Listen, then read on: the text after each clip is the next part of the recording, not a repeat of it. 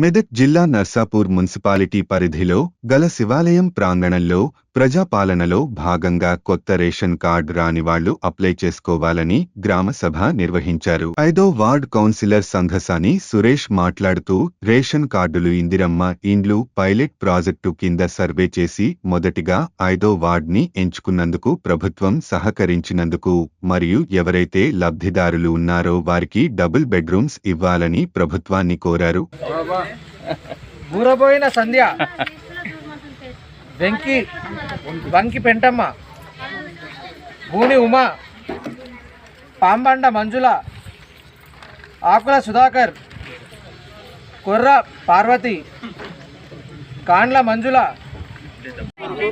మరియు ration card దరఖాస్తు చేసుకోవడానికి 5వ వార్డు ప్రజలంతా మాకు బాగానే సహకరిస్తున్నారు. నేను 5వ వార్డు వార్డు ఇక్కడ వీళ్ళ అప్లికేషన్ తీసుకుంటూ వాళ్ళకు ఏమేమి కావాలన్న సమస్యలు ఏమైనా ఉంటే ఆలోచిస్తామని ఈ వార్డు ఆఫీసర్గా వాళ్ళకి హామీ ఇవ్వడం జరుగుతుంది.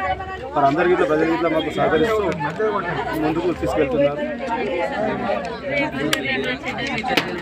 మరియు రేషన్ కార్డుల ప్రక్షాళన, మరి రేషన్ కార్డులు ఎవరైతే లేవో వాళ్ళకు కొత్తవి, మరి లేని పిల్లలు ఎవరైతే యాడ్ ఉన్నాయో ఈరోజు గ్రామ సభ 5th వార్డులో జరుగుతుంది.